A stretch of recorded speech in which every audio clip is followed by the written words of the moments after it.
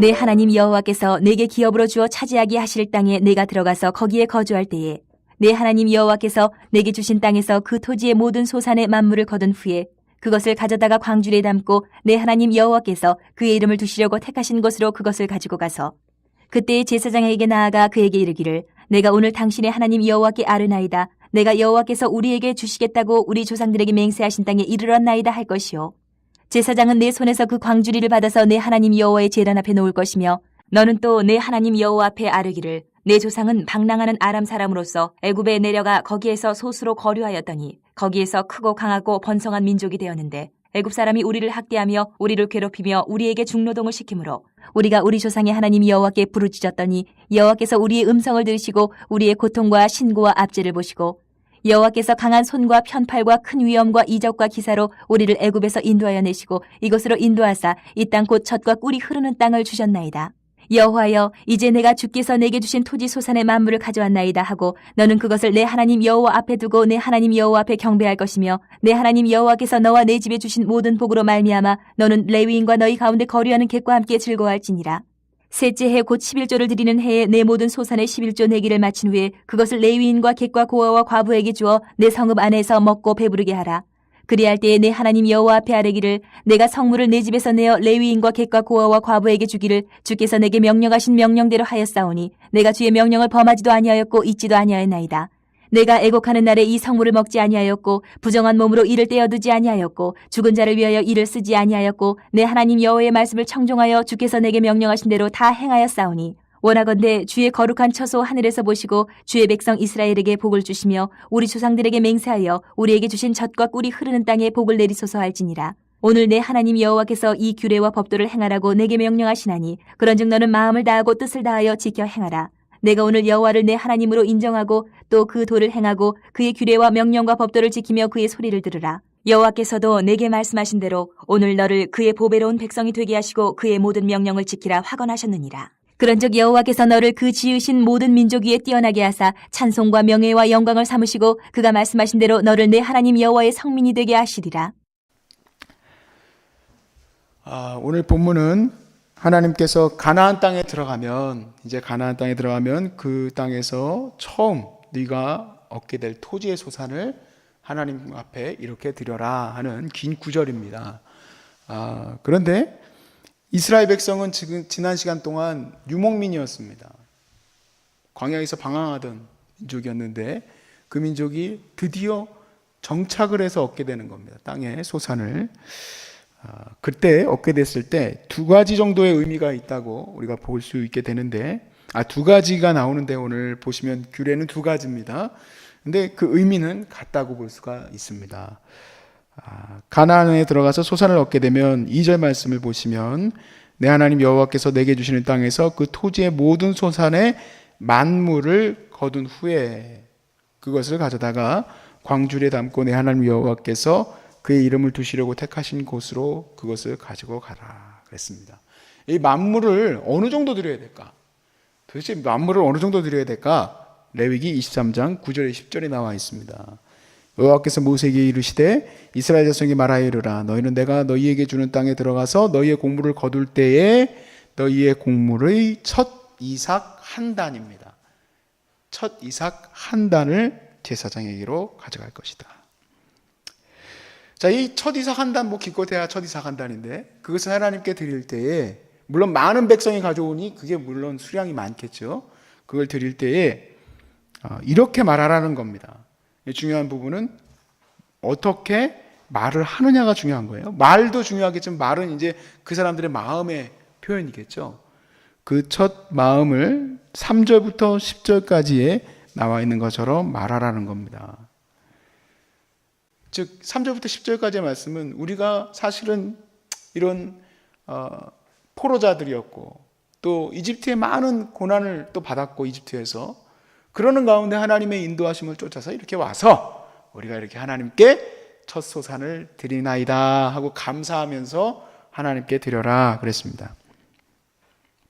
그리고 11절 말씀에 보면 그 주신 첫 소산을 어떻게 그러면 이제 쓸 것인가 하는 거죠. 쓰는 방법은 11절에 내 하나님 여호와께서 너와 내 집에 주신 모든 복으로 말미암아 너는 내 위인과 너희 가운데 거하는 객과 함께 즐거워할지니라 그랬습니다.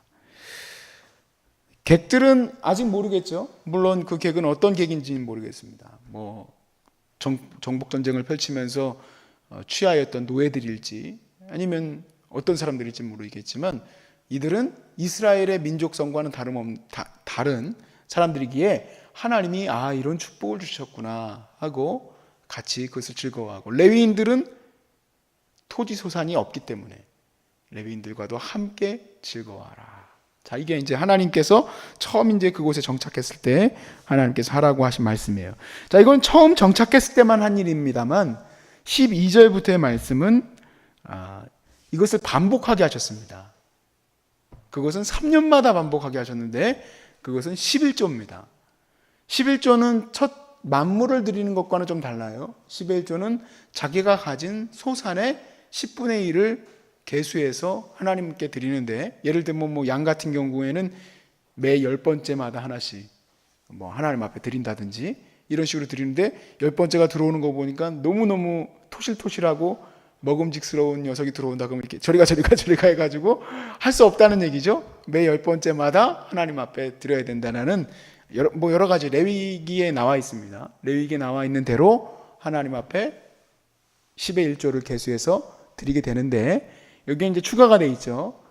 객과 함께 12절의 말씀에 보면 셋째의 고 11조를 드리는 해에 내 모든 소산의 11조 드리기를 마친 후에 그것을 레위인과 객과 고아와 과부에게 주어 내 성읍 안에서 먹고 배부르게 하라. 그렇게 돼 있습니다. 먹고 배부르게 하라. 얼마나 많을까요? 온 토지 소산의 10분의 1을 거두어 드렸으니 얼마나 많겠습니까? 우리나라 텍스 띄는 것도 많더라고요. 10분의 1이 넘는 것 같아요. 물론 이제 10분의 1 정도 되는 것 같기는 하는데, 또 어떤 제품에 따라서는 더 많이 걷기도 하는데 진짜 어마어마하게 많이 걷는 거예요. 나라적으로 봤을 때는 그 소위 말해서 각 사람들이 거두어들인 10의 1조를 소산을 거두어들인 것은 정말 많은 양이겠죠. 근데 이 양이 왕이 없었기 때문에 왕을 위해서 쓰이지 않습니다. 오직 레위인과 고아와 과부와 객을 위해서 그것이 쓰였으니 얼마나 그 성전에 먹을 것이 많았으며 이것들을 나누기에 기뻤겠습니까? 여호와 하나님의 율법을 다시 정리를 하면, 하나님의 율법은 10계명에 준하여서 정리가 되고, 그걸 더 정리를 하게 되면 첫 번째 되는 계명은 하나님을 사랑하라는 계명, 그리고 두 번째 계명은 내 이웃을 내 몸과 같이 사랑하라는 계명이에요. 그것을 이제 확장을 해서 신명기 26장까지 오는 데 있어서 전부 디테일하게 어떻게 적용할지가 나와 있는데, 가장 준엄한 계명 1에서 2계명, 여호와 하나님만 섬기고 우상을 숭배하지 말라는 계명, 그리고 적극적으로 어떻게 우상을 제거해야 될지 그러한 것들이 나와 있었습니다. 그리고 5계명에서 10계명에 이르는 내 이웃을 내 몸과 같이 사랑하라는 계명에는 간음하지 말 것도 나와 있고, 그러니까 무슨 우리의 음욕에 대한 부분도 있고, 또 거짓말, 또 도둑질, 이런 여러 가지가 있습니다만, 오늘 특별히 이 계명에서는 어떻게 가난하고 어려운 사람들을 도울지에 대해서 제도적으로 또 율법적으로 그 규례가 잘 나와 있습니다. 오늘날 이 말씀이 그대로 우리에게 적용될 수는 없습니다. 왜냐하면 여기에 있는 이 율법의 규례는 이스라엘의 농경사회하고 맞물려 있기 때문에 우리가 3년마다 11조 드린 사람이 어디 있습니까? 농경사회하고 맞물려 있죠. 그런데 초대교회에 이르러서 이 말씀을 보면 그 의미적으로 주님 앞에 드린 이 연보라는 거는, 주님 앞에 드린 이 제물은 하나님이 우리에게 주신 거에 대한 고백이라는 얘기예요. 하나님이 너희에게 이 땅을 주셨으니까 너희가 만물을 드려라. 11조를 드리는 것도 너희가 3년마다 하나님께서 그렇게 많은 것을 주셨으니 이렇게 하나님 앞에 다시 주님의 것입니다 하고 고백하라고, 물론 이제 어떻게 말하라고 되어 있죠. 그래서 하나님께서 주신 것을 이렇게 우리가 구별해서 하나님께 드렸습니다 라고 말하라는 거예요. 오늘날 우리에게 주신 이 교회들을 보시면 그 대표적인 모델은 초대교회겠죠. 이 초대교회가 하였던 것들을 보면 초대교회는 이런 규례를 더 시행하도록 명령하고 있지는 않아요. 그런데 가난하고 어려운 사람들을 돌보기 위해서 교회가 적극적으로 나섰죠. 그래서 오히려 초대교회는 10의 1조를 드린다기보다는 자기의 재물을 다 드렸죠. 자기 재물을 다 드렸어요. 그래서 대표적인 사람이 바나바죠. 바나바도 자기의 것을 다 팔아서 교회에 드림으로 교회가 함께 그것을 공유해서 썼습니다. 또 그것을 흉내내느라고 아나니아와 삽비라가 흉내를 냈다가 오히려 성령을 속이는 바람에 죽게 됐죠. 그것은 안타까운 얘기입니다.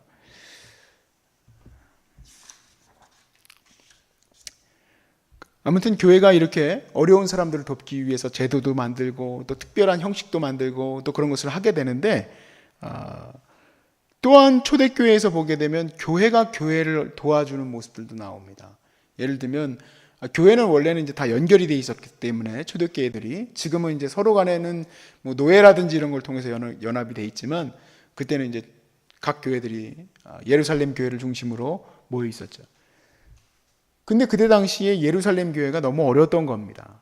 그래서 사도 바울이 편지를 써서 각 교회들에게 또 연보할 때에 자발적인 마음, 또 순종하는 마음, 또 진실한 마음, 또 자기가 드리고자 하는 마음을 드려라 하고 그 연보에 대한 의미를 쓰게 되는데 그 의미를 보시면 고린도후서 9장 6절에서 7절 말씀에 이것이 곧 적게 심은 자는 적게 거두고 많이 심는 자는 많이 거둔다 한 말이로다. 각각 그 마음에 정한 대로 할 것이요 인색함으로나 억지로 하지 말지니 하나님은 즐겨내는 자를 사랑하시느니라 그랬습니다. 그러니까 농경사회처럼 어떤 몇 개월에 한 번씩 뭐 이런 식으로 드리는 것이 아니라 주님 앞에 자발적으로 인색하지 아니하게 드리면 그것이 바로 연보의 의미가 되고 목적이 된다라는 겁니다. 그래서 그렇게 드려진 연보를 어려운 사람들을 위해서 쓰고 또 어려운 교회들을 위해서 쓰고 그렇게 사용됨으로써 그 가치가 더 빛나게 되지 않겠습니까? 그 교회가 그렇게 또 가치가 되고 또 각 사람이 그렇게 아름다운 보배로운 모습을 갖추게 되겠죠.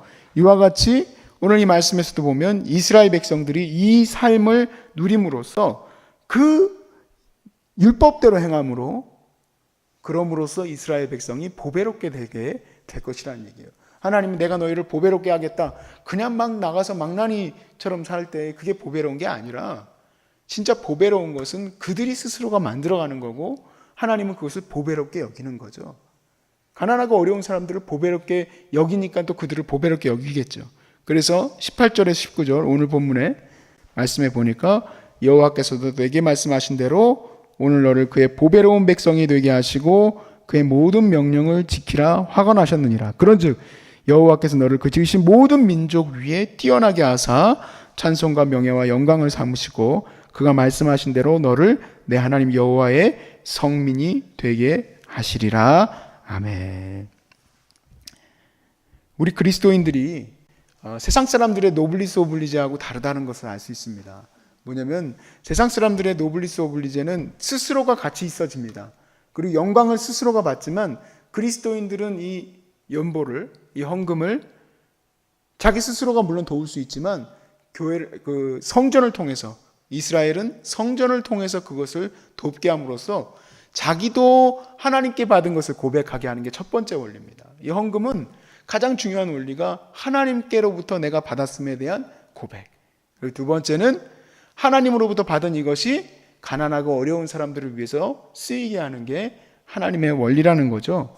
그래서 우리가 볼 때에 물론 우리 스스로는 그렇게 큰 영광을 받지는 못하겠죠. 내가 많은 것을 줬으니, 내가 많은 헌금을 했으니 이런 것들이 쓰인 것은 다른 사람들이 생각했을 때 모아놓고 보면은 내 평생 드린 거를 모아놓고 보면 꽤 많은 금액이란 말이에요. 우리 사장님, 우리 아무개님 얼마나 이렇게 귀한 일을 하셨습니까? 자기가 영광을 받겠죠. 그런데 우리 그리스도인들은 그렇게 영광 받는 사람이 아무도 없는 것 같아요. 다들 이름도 없이 빛도 없이 그냥 주님 앞에서 이렇게 쓰임 받고 또 그렇게 나아갑니다. 그럼으로써 우리 주님이 오히려 저와 여러분을 더 기쁘게 받으실 줄로 믿습니다. 저도 여기에서 무슨 영광 받고 뭐 칭찬 받고 할 목적으로 그렇게 오지는 못할 것 같아요. 그냥 오히려 이름 없이 빛도 없이 주님 앞에 내 몸도 드리고 내 생명도 드리고 내 시간 드리고 내 삶을 드리고 내 헌금을 드리고 내 이 모든 것들을 드림으로 오히려 어렵고 힘겨운 자들이 힘을 받고 또 그들이 하나님께 찬양한다면 그보다 더 귀한 헌금의 의미가 어디 있겠습니까? 주님으로부터 내가 건강 받은 건데 그전엔 몰랐죠. 내 건강 내가 건강한 줄 알았죠. 근데 우리 환우들과 함께 하다 보니 내가 내 건강이 내 건강이 아니더라고요. 내 몸도 내 몸이 아니었어요. 내 시간도 내 시간이 아니었어요. 이게 다 주님이 허락하시지 않으면 어느 날 그냥 모래가 내 손에서 흩어지듯이 그렇게 흩어지는 것 같아요. 자랑할 게 아무것도 없는 거예요. 자랑할 게. 우리 주님이 주신 것들 감사합니다. 그렇게 드리면 주님이 물론 더 많은 것으로 주신다 그렇게 말씀은 써 있지만 안 주셔도 얼마든지 우리는 감사하고 우리가 쓰이고 살아가는 게 더 기쁜 줄로 믿습니다. 여러분께 감히 권면드리는 것은 여러분이 병을 낫게 해주시고 또 여러분들에게 건강을 주시면 여러분 것이 아닌 줄로 또 여러분도 고백할 줄로 믿습니다. 여러분들의 모든 것들이 하나님을 위해서 쓰인다는 것은 도대체 뭘까? 그게 아니라 가난하고 어려운 사람들을 위해서 쓰이는 것임을 믿으시길 바랍니다.